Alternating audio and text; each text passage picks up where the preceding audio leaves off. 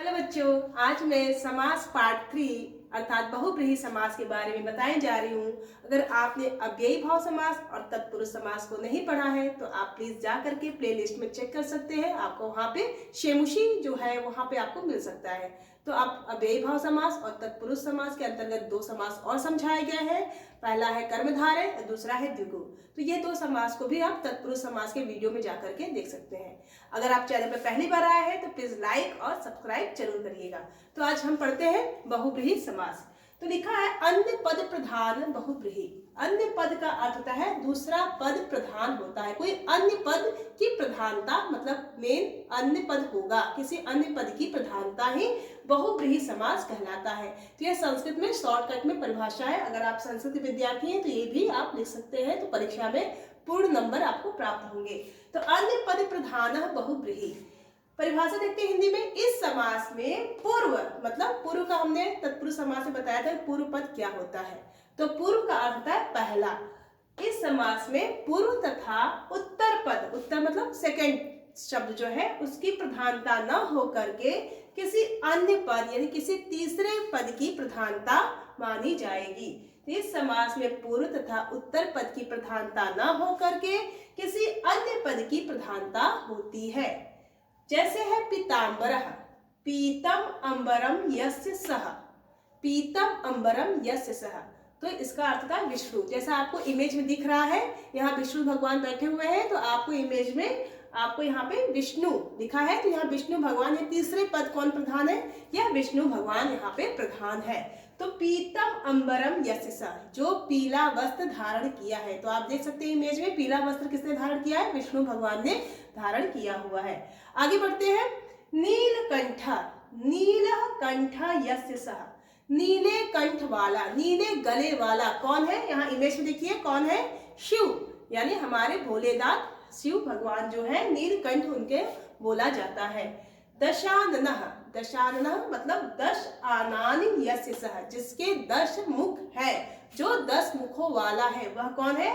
वह बच्चों ये हमारे रावण जी हैं। तो दशनानि इनको बोलते हैं 10 आननः, 10 आननानि यस्य सः यानी रावण।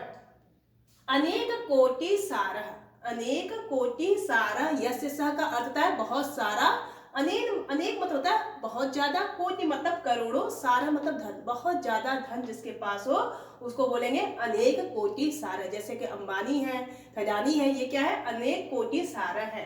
लंबोदरः, लंबम उदरम यस्य सः, लंबा उदर वाले। अन्य पद किसके बताया गया है? थर्ड पर्सन कौन है? गणेश जी। तो यहाँ इमेज देखिए गणेश भगवान को हम लंबोदर भी बोलते हैं।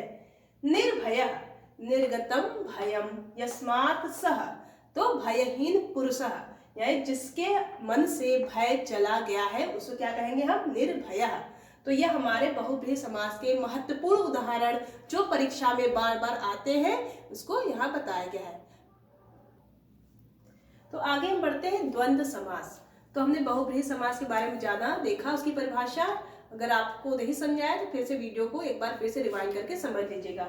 अब हम बढ़ते हैं द्वंद्व समास। तो सबसे पहले हम इसका परिभाषा जानेंगे सूत्र के माध्यम से। उभय पद प्रधानः द्वंद्वः, उभय पद प्रधानः द्वंद्वः। जहाँ पे उभय का अर्थ होता है बच्चों दोनों, जहाँ पे दोनों पदों की प्रधानता होती है वहां पे द्वंद्व समास होता है।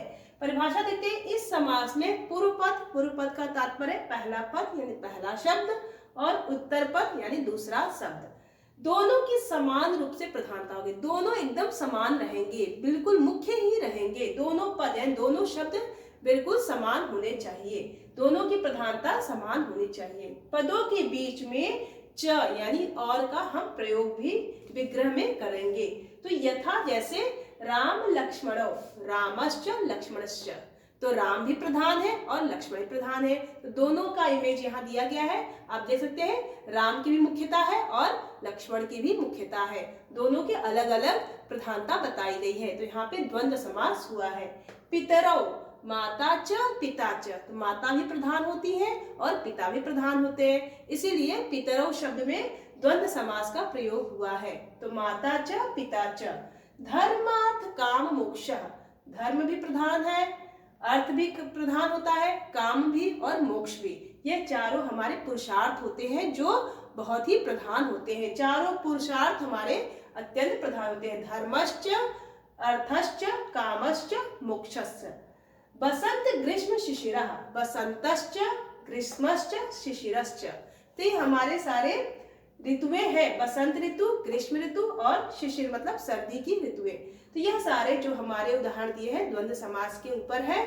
अगर आपने द्वंद्व समास समझ लिया है तो प्लीज कमेंट्स बॉक्स में जरूर लिख के भेजिएगा कि मैम समझ में आ गया है। अगर नहीं समझ में आया है तो आप हमारे वीडियो को एक बार और देख लीजिएगा। और बच्चों ये बताइए कि आपकी एग्जाम की तैयारी कैसे चल रही है, आप कमेंट्स बॉक्स में जरूर लिख के भेजिएगा। अगर आप चैनल पर पहली बार आए हैं तो प्लीज लाइक और सब्सक्राइब जरूर करिएगा और अपने दोस्तों को भी शेयर कर लीजिएगा। थैंक यू बच्चों, फिर हम अगले वीडियो में मिलेंगे।